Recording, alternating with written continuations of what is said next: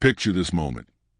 You're staring at her sleeping face, the same face that once ignited storms in your chest. Tonight, there's only silence. No racing pulse. No magnetic pull. Just the quiet recognition that something fundamental has shifted. You wonder if you're broken, if age has stolen your fire, if testosterone has betrayed you. But what if I told you this isn't your failure? What if this emptiness is actually your freedom? 2 centuries ago, a German philosopher named Arthur Schopenhauer saw what no one dared to whisper. He understood that every love story is a biological con game. Every romantic poem, every sleepless night of longing, every desperate chase. It's all nature's puppet show. And you, my friend, have been the marionette. Schopenhauer wrote that passion isn't a gift from the gods. It's a trap set by evolution. Your DNA hijacked your consciousness, convinced you this was destiny, made you believe your heart chose her. But biology chose her. Your genes chose her. You were never truly in control. Here's the brutal truth Schopenhauer revealed. Your deepest cravings serve a master you never met, the species. Every burning desire, every sleepless night, every poem you never sent. It was all orchestrated for one purpose, to keep the human race alive.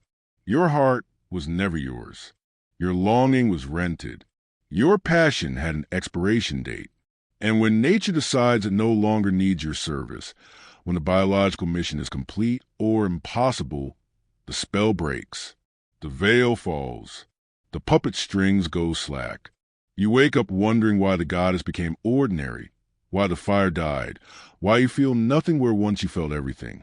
But here's where modern life accelerates your awakening in ways our ancestors never experienced. Today's relationships are designed to kill desire. We live together like siblings, sharing bathrooms, witnessing each other's worst moments, eliminating every trace of mystery.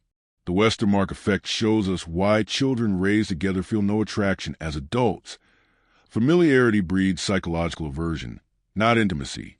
Your relationship has become a laboratory where desire goes to die under fluorescent lights.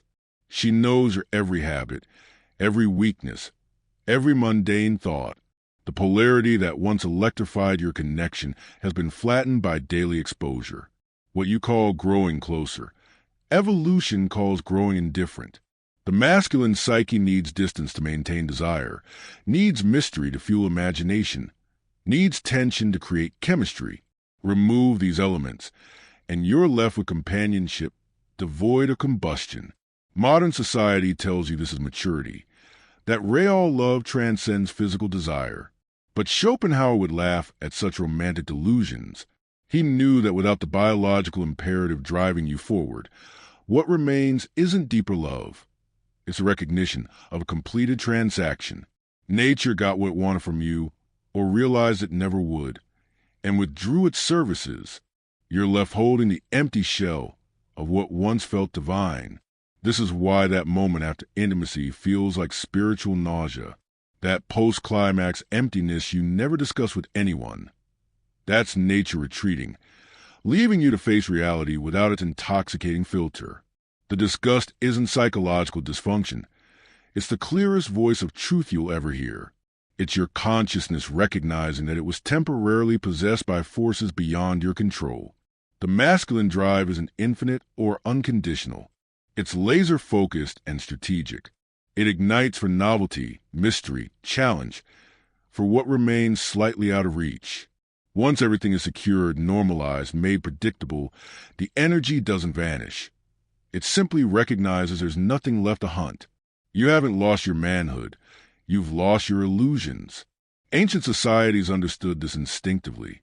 Men and women inhabited separate spheres, coming together for brief, intentional moments that preserved the sacred tension between them. Scarcity created value. Distance maintained desire. Today, we've inverted this wisdom, believing that total access equals total love. We've created the perfect conditions for desire's suicide.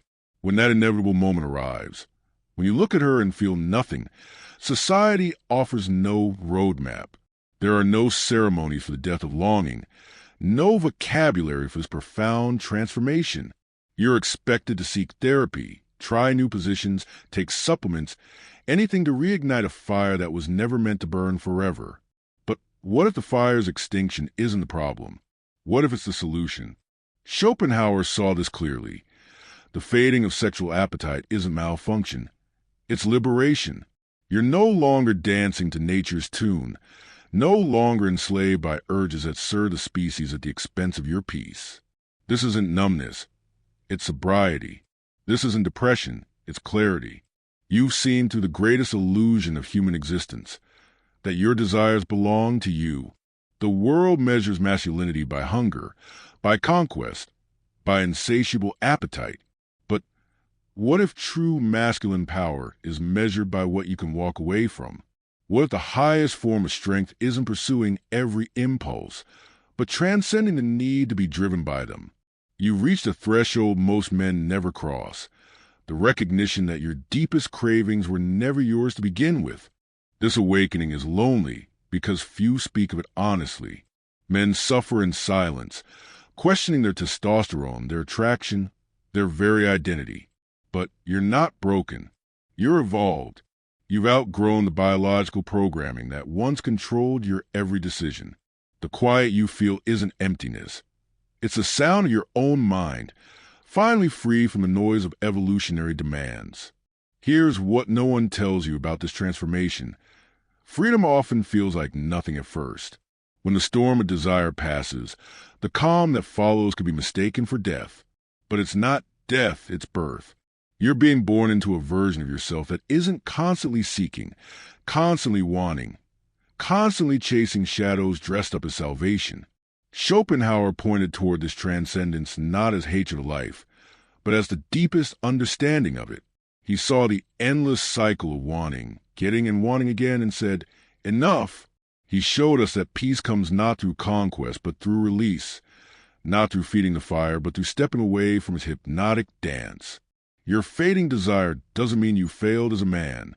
It means you've succeeded as a human being. You've lived enough, felt enough, chased enough to recognize a pattern for what it is, a beautiful, necessary, but ultimately temporary madness. Now you face the ultimate choice.